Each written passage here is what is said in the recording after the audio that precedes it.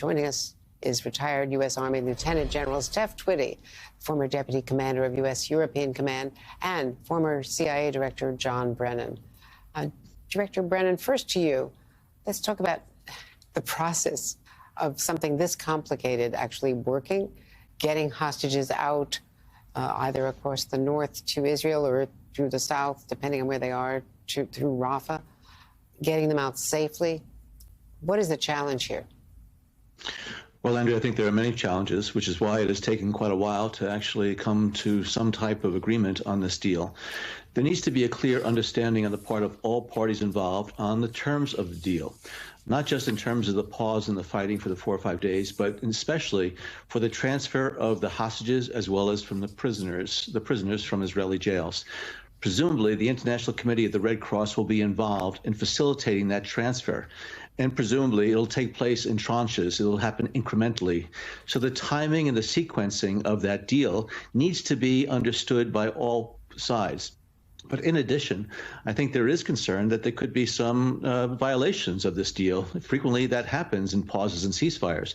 And so what will be the understanding as far as continuing to follow through on the deal, even if there are some minor violations, particularly by some of these rogue Hamas units that either didn't get word or are trying to scuttle the deal. And so these are the things that need to be worked out. And since the United States, Qatar, Israel, and the Palestinian Hamas are all involved, there needs to be an understanding about exactly what is going to happen over the course of this deal. And just to follow up briefly, it's also true that Hamas doesn't control all the guns. There's also Islamic Jihad and other groups, right? Right. The Palestinian Islamic Jihad, which is supposed to be responsible for that inadvertent strike against the hospital in Gaza, they also have their own chain of command. And so whether or not there are going to be some of these radical extremist elements in the Gaza Strip that are going to try to undermine the deal by carrying out attacks, this is something that the Israelis have to be prepared to deal with. Hopefully, some of these violations are not going to prevent the transfer of these hostages and in exchange for the prisoners. And General Twitty, talk to us about what happens during the pause and after the pause, not only what John Brennan was just talking about, but Israel, I was just talking to a spokesman, says that they're going to proceed in the south, that they have to keep hammering Hamas. They say that this deal would not have come true if they hadn't been so strongly pursuing their offensive against Hamas, contradicted, of course, by David Ignatius earlier on this program, saying that this deal was basically in hand without all of these details 2 weeks ago or 3 weeks ago, before the ground, or more than that, before the ground offensive started. And that's when everything, was paused by Hamas. Andrew, what I will tell you is with this deal, when we start talking about ceasefire, that's going to put the Israeli soldiers under increased risk, particularly if we talk about a long-term ceasefire. Is it worth it to get the hostages out? Absolutely. But we all must understand that it's going to put the Israeli soldiers under risk. It will give Hamas time to perhaps regroup, rearm, reconsolidate. And you're going to have Israeli soldiers sitting around, if they don't continue the fight, sitting around in vulnerable positions. So I can understand the Israelis trying to conduct operations in the south while perhaps the hostage negotiations continue and the hostages are released. That's going to be quite difficult to do both. I think there'll be a complete ceasefire.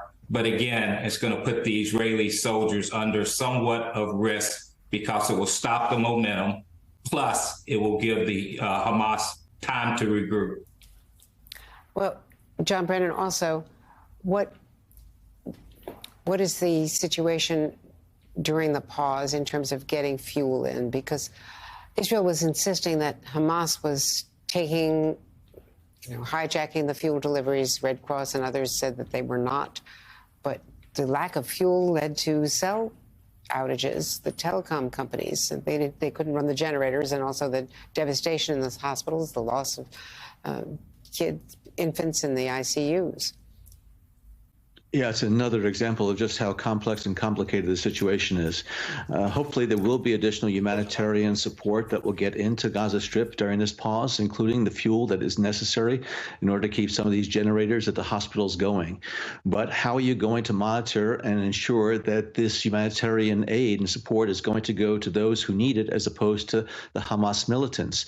Which is why the ability to monitor what is happening at that time during this period of pause is going to be important. And I do think both Hamas and Israel is going to try to ensure that this pause is not going to degrade. In fact, they're going to, I think, seize opportunities to try to enhance their position so that once the pause ends, and maybe both sides, and with the United States and Qatar's intervention, this pause can be extended, and we don't go back to this wide-scale and large-scale violence that has been racking Gaza for so long. And so that's why what's happening under this pause, as General Twitty said, is so important, making sure that the Israelis are not going to be put at greater risk and danger as Hamas tries to regroup its forces during this period of pause. And while we've been on the air, John Kirby has been briefing reporters and saying that, well, he won't discuss the details, that they are getting closer to it, but he is talking about as much as 20,000 gallons of fuel. Of course, it takes thousands and thousands of gallons to run a hospital, and they were all, shutting down and being evacuated because of the firing around them. Before that, they did not have power. General, is the goal of getting Hamas, eliminating Hamas as the governing organization in Gaza, a realistic one? And what could come after Hamas? The president has spoken about some sort of a reinvigorated Palestinian Authority. They've been weakened by Israel and by their own failures of leadership.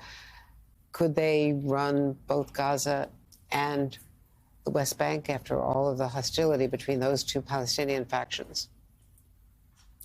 Well, I think it is a realistic goal to destroy Hamas within the Gaza Strip. And I think the Israelis will continue with the intended goal and press hard to meet that goal.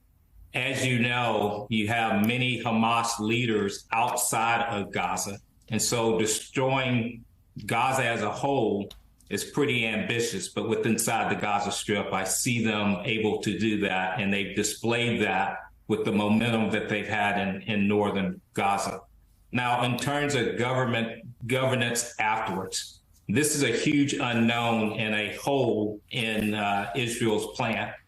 I don't see Israel staying in the Gaza Strip to govern long term there. I think they will be under tremendous pressure by the Arab world, and oh, by the way, from the United States as well. And so I think they're going to have to be an inclusive government, or you turn it over to Palestinians that are willing to lead and are willing to not allow terrorist group to foment back in the Gaza Strip again. And so there are a lot of unknowns here, but I do not see the Israelis stand long term. You don't want to create more enemies in this situation. And John Brennan, let me bring you something out of left field that's just been reported out of Seoul and elsewhere. And we've contacted Victor Cha, who is an expert on all of this, that North Korea has launched via a ballistic missile their first military satellite, a spy satellite. To my knowledge, they didn't have one before. You would know better than I. But what Victor Cha is also surmising is that this comes after the Kim-Putin meetings, that they failed in previous attempts, and that now that they are getting the fruits of that meeting, where they are helping Putin with arms for Ukraine, and they're getting the spy technology, the satellite technology from Russia. It's very possible that the Russians are helping the North Koreans with that satellite technology. But this is also just part of North Korea and Kim Jong-un's quest to be able to expand his capabilities, particularly in the air, and be able to support his strategic nuclear and ballistic missile programs. And having those satellites really will enhance his ability to pose an increasing danger and threat to the region. So it's possible that the Russians traded something with the North Koreans to include satellite technology in exchange for the munitions that Putin and the Russian military badly need.